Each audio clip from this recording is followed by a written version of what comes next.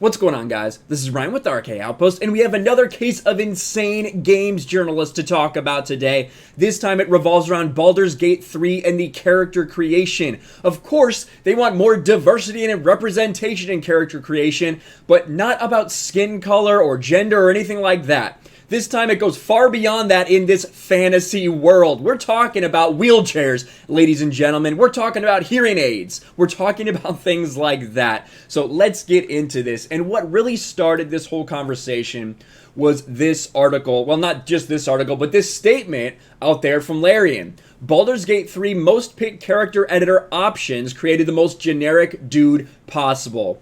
This is stemming from this hotfix number 3 update. Now, Baldur's Gate is in early access, and it's actually supposed to be in early access for quite a while. We have no official release date for the full version of this game, but people that did pre-order it on PC and I think Stadia, the 4 people that are still playing Google Stadia, do have access to the early access version of this game. It's got pretty good feedback, to be honest with you. It looks pretty good. It's obviously rough around the edges, still early access, but it's got pretty good feedback from what I'm seeing and from the people that I see playing it on Twitch. But Larian came out with another fix, and before they got into those fixes, they kind of made a little joke here. Before the fixes, let's share something you've created yourselves. This is your own fault through your choices in character creation. We took the most popular choices in character creation and recreated this. We thought our analytics system wasn't working. We checked. It is. And I'll show you a close-up of this guy right here. Congratulations, you've basically made the default Vault Dweller. What the hell, guys? We gave you demon eyes, horns, and even tails. We are sorely disappointed. Go crazy. We worked hard on this. So they're joking around a little bit about the characters that were created through the character creation.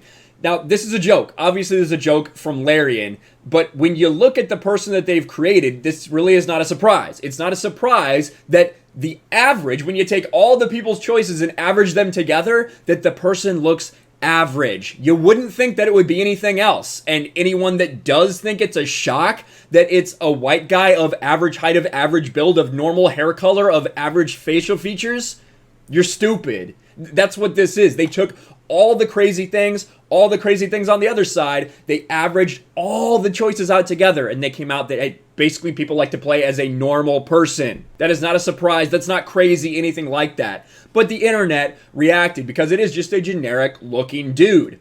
Baldur's Gate 3 includes a character creation, which gives the players ability to customize their in-game race, class, and a whole array of physical attributes. But it seems like an awful lot of players have put in less creative use, and Larian is very disappointed with all of you.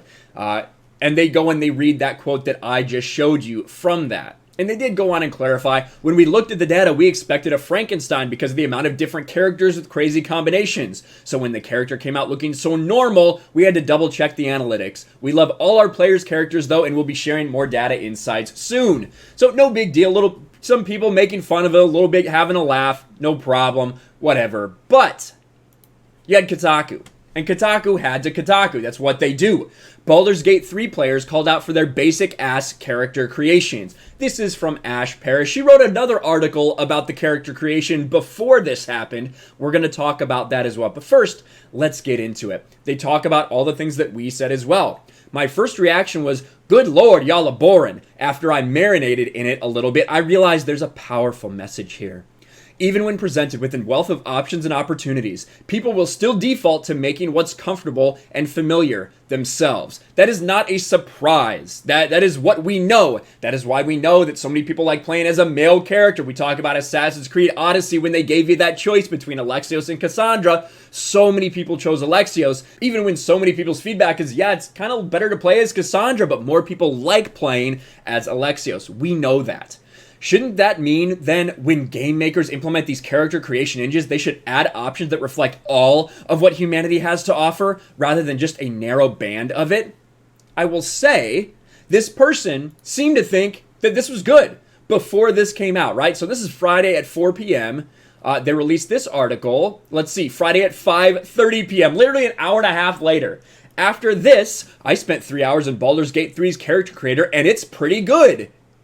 Now you think that it needs to be changed. An hour and a half later, that's all it took. Once you found out that most people were choosing an average white man, You feel like maybe something needs to change. And in this one, they go and talk about how they were able to represent themselves exactly how they wanted. Change all these skin tones, had more hair options than she's normally used to. And she was totally good with it.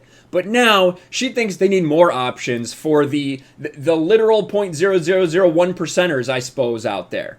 That goes beyond even my constant gripe about hair and skin. It means body types, facial hair, head coverings, and skin conditions.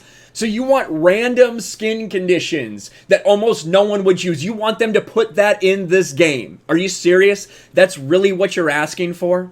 Games in modern settings need accessory options to include hearing and mobility aids. And by mobility aids, she means wheelchairs. She thinks that you need to be able to give your character a wheelchair. Your character, who is likely going to be some type of hero who's fighting, needs to be in a wheelchair. I'm going to ask Mark the Cyborg, my Geeks and Gamers brother, what he thinks about that, if he thinks that that's a good idea.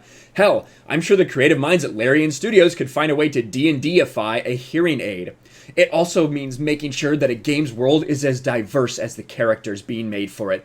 We need to see all different types of people. No, we don't. We don't need to see all types of people. The fact is, they give you a ton of options, even in the early access for this game. Listen, it's great that they get a wide array of people, but that's what they should be shooting for, the widest array of people they can. They shouldn't be putting their time and effort into making a specific skin condition for someone to feel better about themselves when they make this character. That's insane. That is going to extreme levels, and it's ridiculous. Brown, hard of hearing, blind. So you're saying that most people want to see who they are. How many blind people, how many truly blind people, not vision impaired, truly blind people are going to be playing Baldur's Gate 3? Please tell me. I want to know the number. What number of people are going to play this? They should commit to creating choices for their characters to play as blind people. Please let me know. In order to create the rich worlds boasted about in the back of game boxes. Yes, games hardly come in boxes anymore, but work with me here.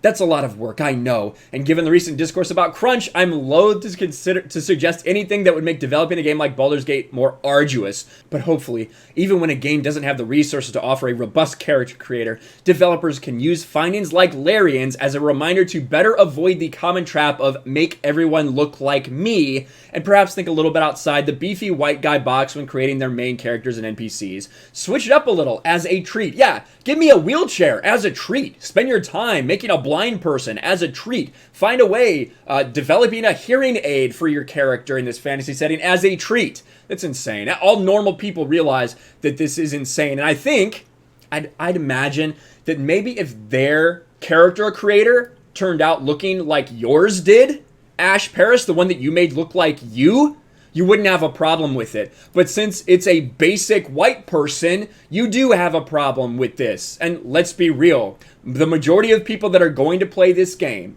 are white men. We know that. That's not a surprise. We understand that. The gaming community understands that, and I think all reasonable people do as well. I think that, the criticism over this being the character is stupid because we know it is going to be the average. It is not going to be these crazy things. You're not going to find someone with horns because not everyone's going to be putting horns on their character or tails or whatever it may be.